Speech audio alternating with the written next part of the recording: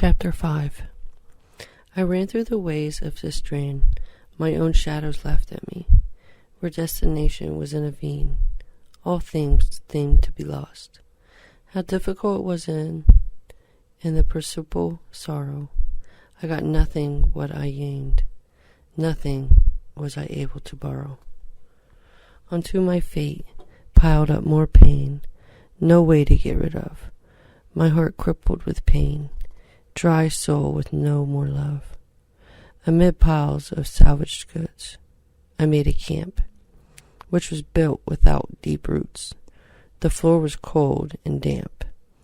I lost a sensation of pleasure, striving not less, with no aesthetic treasure, just within helplessness. When I was in sleep, some strangers ignored me.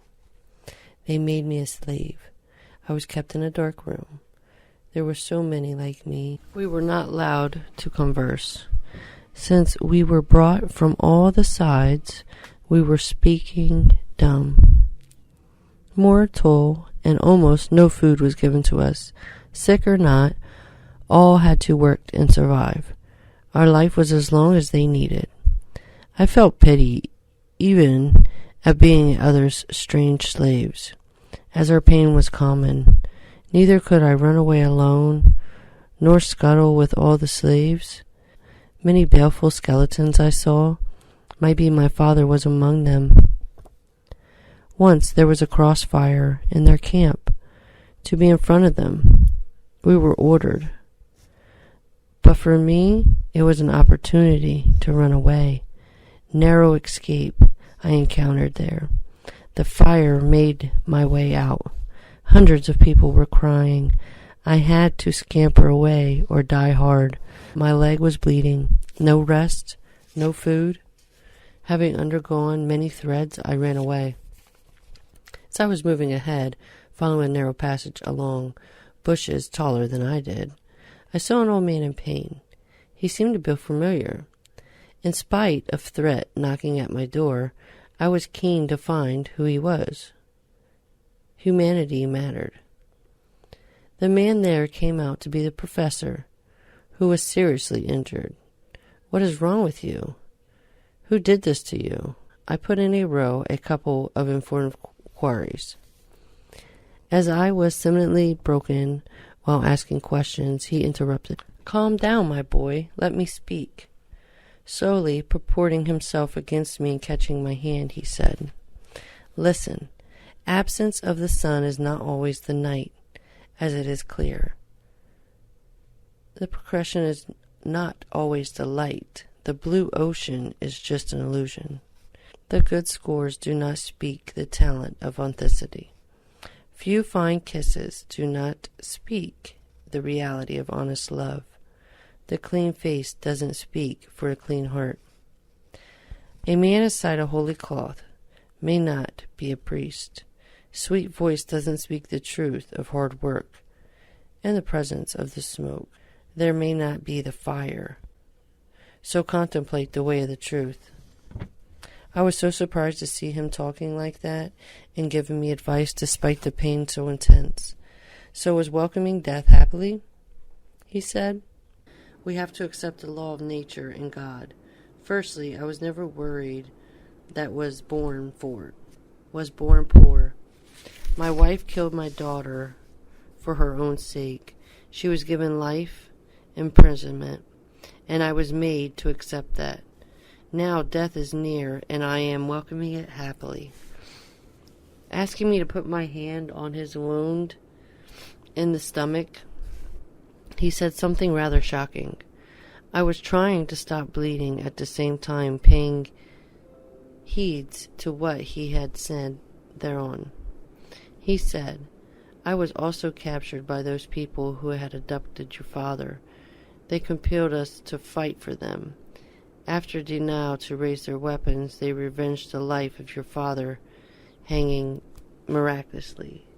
They tied him to a sway upon the dry date tree aside the open cliff and despite any attempts to forge concessions, they did it. And He uttered your name before he puffed his last breath. His body might be there. Might be. He was eaten by animals. I let the goons in agony. I screamed of pangs, and I couldn't stop stepping out. I ran towards the indicated piece, throwing myself in the air. Without controlling my body, I called out, "Father!" I was shocked to discover a skeleton hanging, and his locket my mother had gifted to him. I cried like everything. Losers, I was in the race. You smudged the plot of non-human face. Yeah, nothing good to trace. The sunlight gave me the night, even from up. I got no bliss, darkened my peace by the light. The pains invaded me so much. Always tried to be loud. Encouraging me to live, he died, leaving behind a source of inspiration. I contemplated. I did not want to leave that place because my parents and my teacher was drenched in tears. Beaten with pangs and loneliness, I was losing myself, and I did not know when I want to sleep. It could be an hour or later.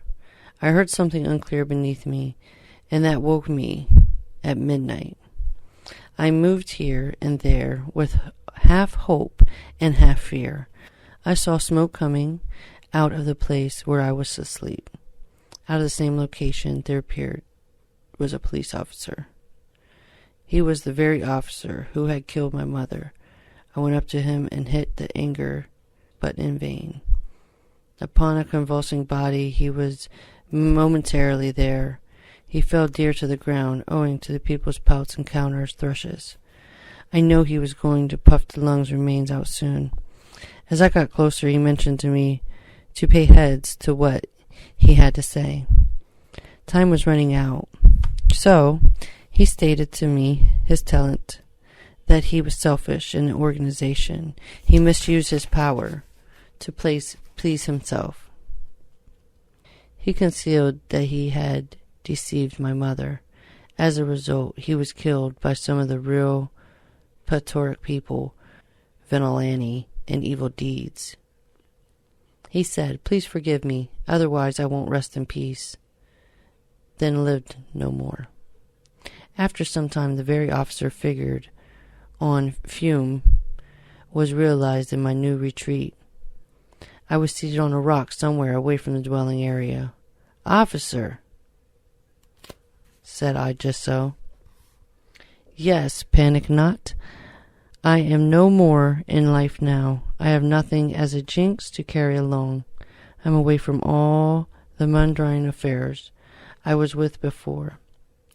Only that you don't speak your heart around the last breath, and I have come to hear you. In any form, I am appearing closer to my honor and surprise." It continued. "Nobody but you listened to me and saw me in this posture. God has given you power to talk to souls. At first I didn't realize I was dead and my soul was suffering in the form of a dog. But now," he started telling his story. I was left with no more option than giving ears to him until he spoke. As common, I entered my turret. My dog Dean wagged his tail. Nevertheless, all officers showed no response.